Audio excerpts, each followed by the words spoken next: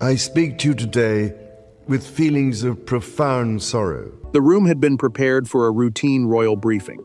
No one expected King Charles to open a sealed crimson folder, dismiss half the courtiers, and speak words that would instantly alter the balance of the monarchy.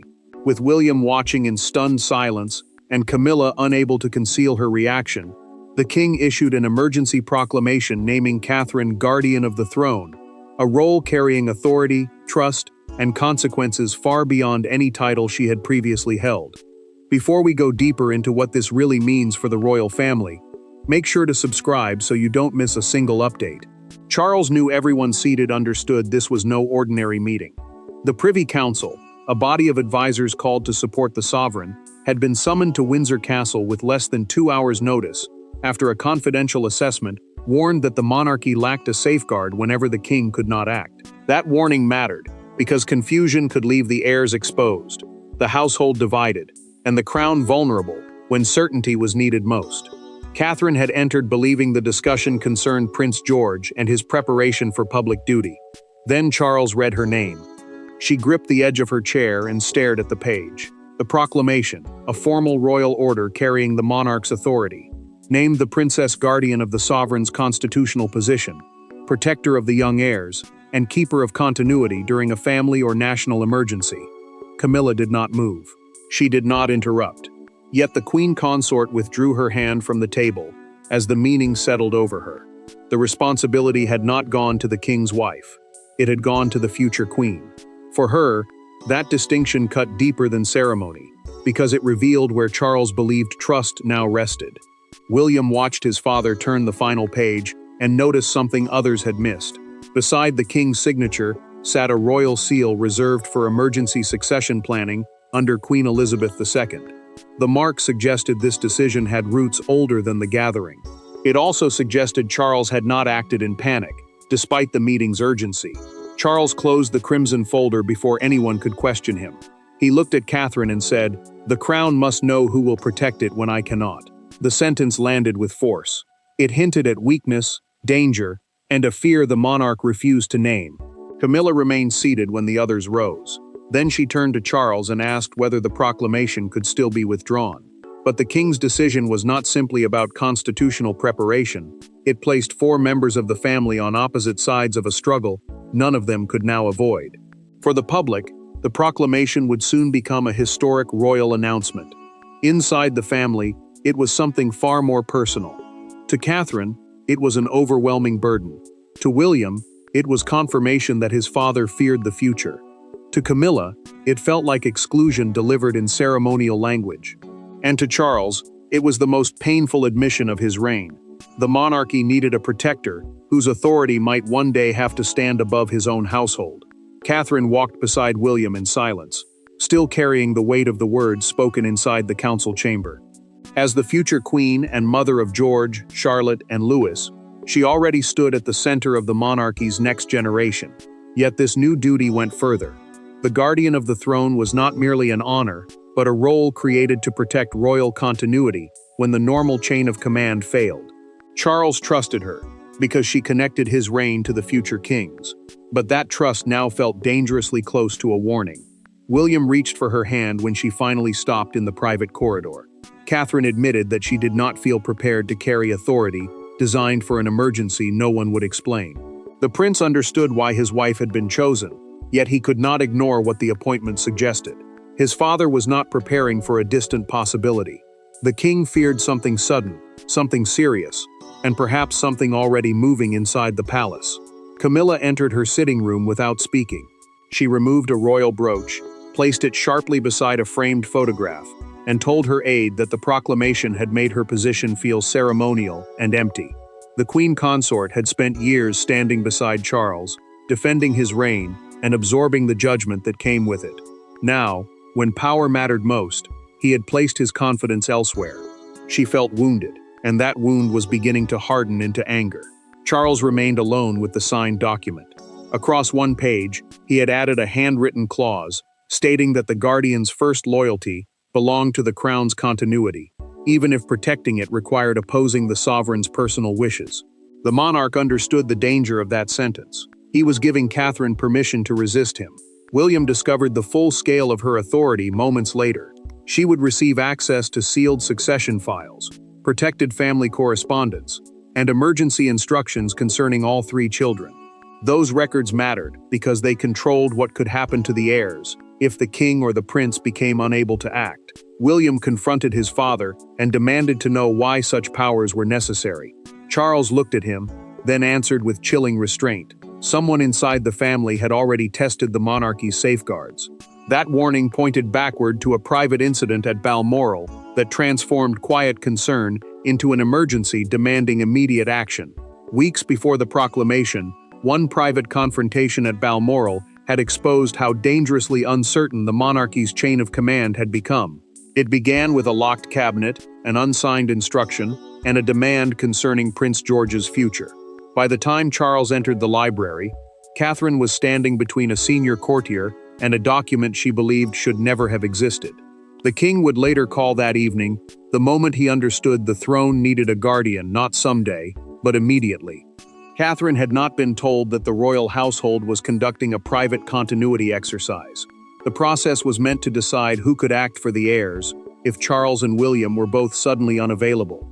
In simple terms, it tested who would control urgent decisions when the normal line of authority broke down. That mattered because George was not only a child, but the future of the monarchy, and any uncertainty around him could trigger panic inside the palace. Catherine discovered the problem by accident.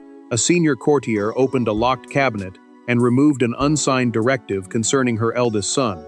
The document proposed that George could be taken from his parents and placed under palace supervision during an undefined constitutional emergency. The future queen read the order twice, then asked why she had never been consulted.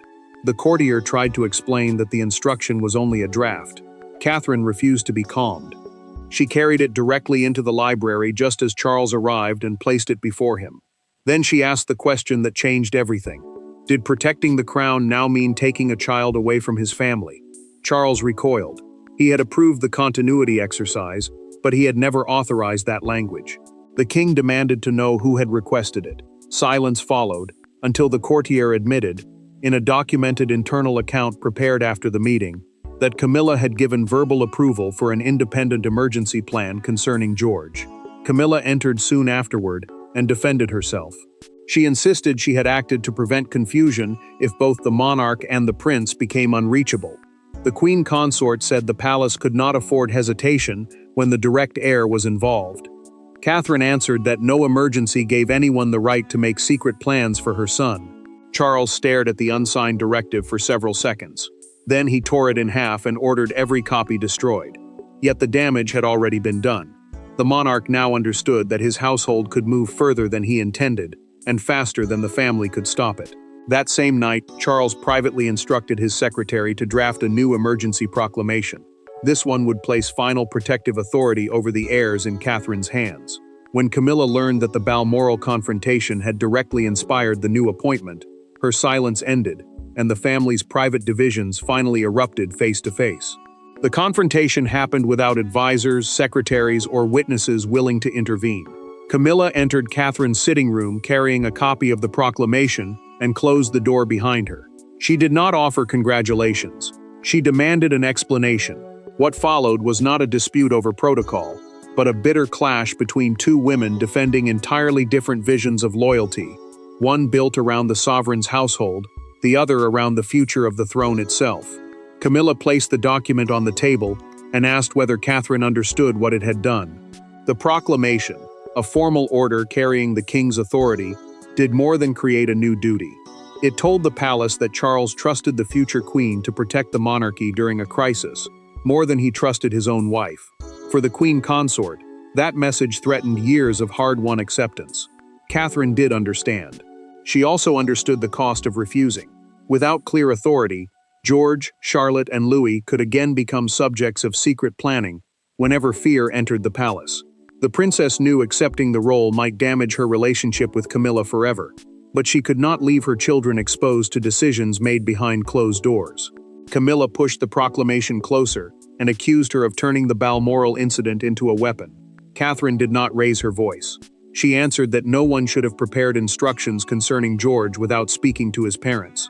The queen consort insisted the draft had been designed to prevent chaos, not to remove a child from his family. Camilla's restraint finally broke. She said she had spent years standing beside Charles, enduring humiliation, suspicion, and public hostility to earn her place. Yet when authority mattered most, the king had bypassed her. Catherine answered quietly that the appointment was not a prize. It was a burden she had never requested, and one that could force her to confront the people she loved. Camilla then revealed how deeply the decision cut.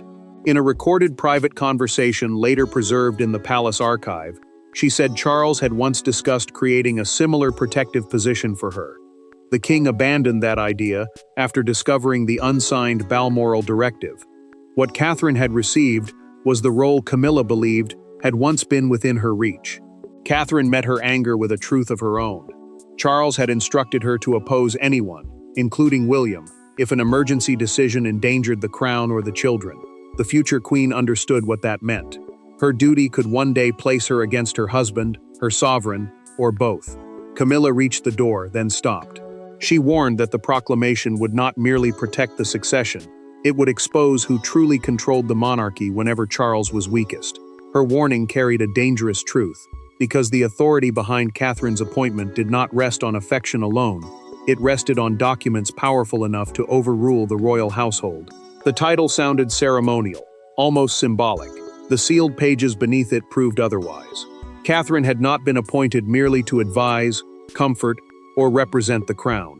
The emergency proclamation gave her access to decisions normally guarded by the sovereign, the heir, and a handful of senior constitutional officials.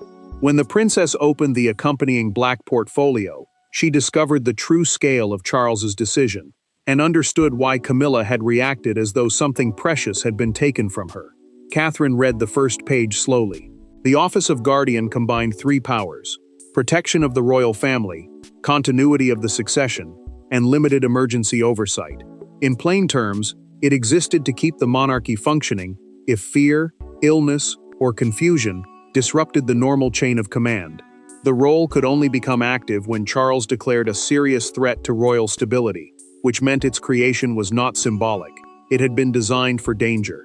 Charles still held final authority, while he remained capable of ruling. Yet the king had given Catherine the right to challenge, delay, or temporarily suspend household orders affecting the heirs, royal residences, or succession planning. That mattered, because such decisions could shape where George lived, who advised him, and what happened if both the monarch and William became unavailable. Catherine turned another page and stopped. A clause allowed her to suspend any instruction issued in Charles's name if she believed he had been pressured, misled, or denied complete information. The princess understood the risk immediately. Using that power could make her appear disloyal to the very man who had trusted her with it. William entered the library and found her still holding the portfolio. He had learned through a documented briefing from constitutional advisors that the proclamation had been reviewed in secret for months. The prince also discovered that several safeguards inside it had been designed during Queen Elizabeth II's final years, when concerns about continuity had become more urgent. Catherine then opened a smaller envelope sealed inside the file. A handwritten note from the late queen carried a message both simple and severe. The future of the monarchy, she wrote, would one day depend on someone strong enough to protect the institution from the family, and the family from the institution. William read the words twice. He understood why Charles had chosen his wife. Catherine had never sought control, and that was precisely why the king trusted her with it. The test came almost at once. An aide arrived with notice that Camilla had ordered changes to the emergency arrangements governing George. The queen consort wanted the new instructions approved before nightfall. Catherine closed the portfolio and looked at William. The proclamation had existed for less than a day, yet she was already being forced to decide whether protecting the throne meant directly overruling Camilla. The first crisis arrived before the palace had even announced Catherine's appointment. A revised instruction concerning George was placed on her desk, carrying Camilla's approval and the king's routine authorization. Under ordinary circumstances, it would have passed without resistance. This time, the princess read every line, lifted a pen, and performed the act everyone feared she might eventually take. She formally blocked an order issued from within Charles's own household. Catherine read the proposed arrangement twice. It would move George's emergency residence from Adelaide Cottage to a palace-controlled location whenever William traveled abroad. An emergency residence meant the place where an heir would be taken during a serious security or constitutional crisis. That mattered because the order did not merely change an address.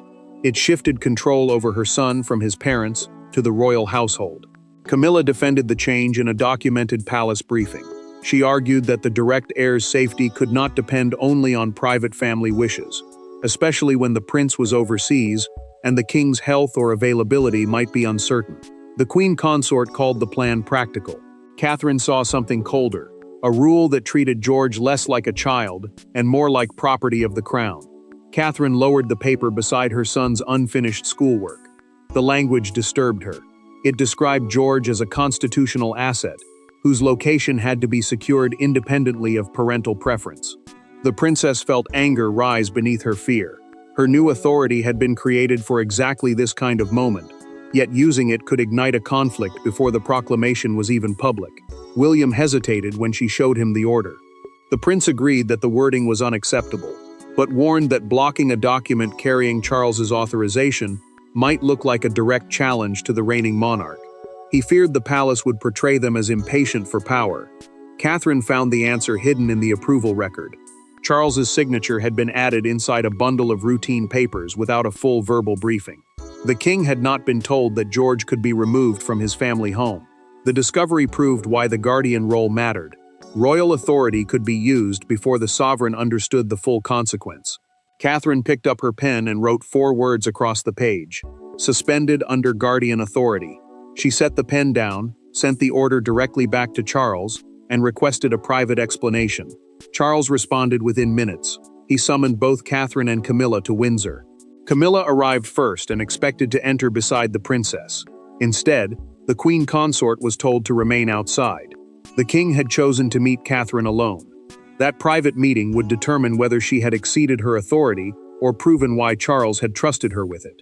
There were no officials in the room, no ceremonial folders, and no royal language to shield either of them. Charles sat opposite Catherine as a father-in-law, a grandfather, and a man increasingly aware that his signature could be used before he fully understood what it authorized. The princess expected anger for suspending the order. Instead, the king removed his glasses, admitted the truth, and revealed the fear that had driven him to create the guardian of the throne. Charles confirmed he had not been properly briefed on the revised arrangements for George. He believed he had approved a routine security update, not an order allowing the boy to be moved from his family home. The king understood why that distinction mattered. A security measure could protect a child, but a hidden transfer of control could turn the heir into an institution's possession. Catherine listened without interrupting. Charles then explained that personal wishes, household instructions, and constitutional planning had become dangerously tangled. Constitutional planning meant preparing for how the monarchy would continue during illness, absence, or crisis. Without an independent safeguard, one careless signature could allow private fears to become royal commands. Catherine told him she could not accept the role if it required treating her children as symbols before treating them as human beings. George, Charlotte, and Louis might carry historic responsibilities, but they still needed parents before protocols. The princess said she would protect the crown, yet she would not protect it by sacrificing the children standing closest to it. Charles lowered his eyes.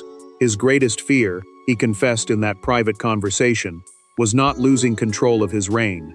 It was leaving William and the children to inherit a monarchy weakened by decisions made during moments of pressure, confusion, or personal vulnerability.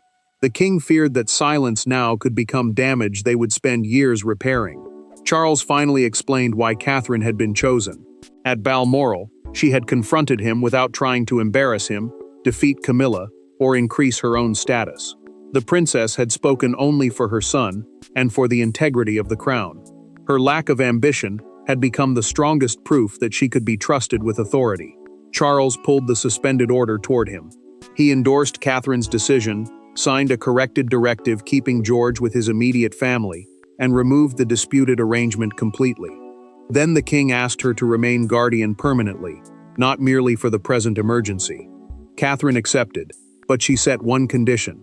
Charles had to explain the decision personally to Camilla before the proclamation became public. The queen consort could not learn her future from a palace statement. The family's private reckoning was complete. But beyond the palace gates, the world was about to interpret Catherine's appointment in ways none of them could fully control. At precisely 7 in the morning, the proclamation appeared on the palace's official channels. Within minutes, broadcasters abandoned scheduled programming, newspaper presses were halted, and crowds began gathering outside Buckingham Palace. The words "Guardian of the Throne" dominated every discussion, yet one image captured the public mood more powerfully than any headline. Catherine arriving at Windsor beside William, composed but pale, while Charles waited at the entrance to receive her before the assembled royal household. Charles had approved a statement defining the appointment as an emergency continuity measure, meaning a safeguard designed to keep the monarchy functioning during illness, incapacity, or sudden crisis. The king also made one point unmistakably clear: Catherine's new authority did not alter the formal line of succession. William remained the direct heir, and George still followed him. Yet the title gave the princess a position no one could dismiss as merely ceremonial. Catherine watched the first broadcasts with growing discomfort. Presenters described her as the new center of royal power and the bridge between Charles's reign and William's future monarchy. The praise sounded triumphant, but she heard the danger beneath it. Every celebration of her authority risked becoming another public wound for Camilla. Camilla understood that danger too. The Queen Consort chose to attend the Windsor presentation, despite the private humiliation she still carried. She knew absence would be interpreted as rebellion, and rebellion would turn a family conflict into a constitutional spectacle. Her decision to appear was painful, but staying away would have been worse. The country reacted with astonishing speed. The London Chronicle stopped its presses and published a front page showing Catherine beneath the headline, "The Crown's Protector." At the Victoria Memorial, hundreds gathered with flowers and photographs of the princess beside George, Charlotte, and Louis. The crowd did not merely celebrate a title, it celebrated the idea that the future of the monarchy now had a visible protector. William remained close to Catherine as they entered Windsor. The prince understood that public approval could strengthen her role, but it could also harden divisions inside the family. He watched Charles carefully, waiting to see whether the king would protect both women from the meaning others had already assigned to the day. Charles made his choice in front of the household. He invited Camilla to stand beside Catherine, signaling that the proclamation was not a public rejection of his wife. The Queen Consort accepted the place, though her expression remained controlled. Catherine waited until the formal presentation ended. Then she approached Camilla privately, ready to make one final gesture. The constitutional meaning had been announced to the nation. Now one quiet exchange between two women would determine the proclamation's human legacy. When the cameras moved away and the doors closed, Catherine found Camilla standing alone beside the proclamation that had wounded her pride and altered her place in the royal family. There would be no triumphant speech and no demand for submission. Instead, the princess offered a simple promise. She would use the authority to protect the crown, never to punish those surrounding it. Camilla's answer would decide whether Charles's Emergency Act became a source of healing or permanent division. Catherine understood that the title would fail if it became a weapon in a private struggle between the Queen Consort and the future queen. The Guardian of the Throne was an emergency office created to preserve the monarchy during moments of danger or uncertainty. It could protect the succession, but if used for revenge, it would deepen the very divisions it had been designed to prevent. Camilla finally admitted that the Balmoral directive had crossed a boundary. The Queen Consort accepted that George's future could never be treated as a palace matter, separated from his parents. She had believed control would prevent chaos, yet her attempt to secure the crown had instead broken trust with Catherine and frightened the family she claimed to protect. Camilla then revealed the fear beneath her actions during their recorded private conversation. She feared becoming irrelevant whenever the monarchy turned toward William, Catherine, and their children. The Queen Consort had fought for years to belong beside Charles, and every reminder of the future reign made her feel that her own place was disappearing. Catherine did not mock that fear or dismiss the pain behind it. The princess told her that belonging could never be secured through control, and authority could not survive once trust had been removed. Camilla listened. This time she did not defend herself. Camilla signed a memorandum surrendering any independent role in succession planning. The document, a written agreement establishing future palace procedure, required Catherine's participation in every decision involving George, Charlotte, or Louis. No hidden directive could again determine their future, without their mother's knowledge. Charles then formally confirmed Catherine as permanent guardian of the throne. The king approved a revised emergency framework keeping the children under their parents' protection, and requiring him to receive complete information before signing sensitive orders. William supported the decision, not because it increased his wife's power, but because it restored clear boundaries around the family. The proclamation did not place Catherine above the crown. It made her responsible for protecting the monarchy from fear, secrecy, and unchecked decisions. Charles's defining act was not creating a grand title. It was admitting that true strength sometimes means limiting one's own authority. The crisis ended without a victory over Camilla, or a transfer of power away from Charles. The monarchy chose trust over control. Catherine became the guardian because she understood that the throne was safest when the family behind it remained human, and from that moment onward, the crown stood not merely defended, but changed. Thanks for watching. Please don't forget to like and subscribe, and we will see you in next one.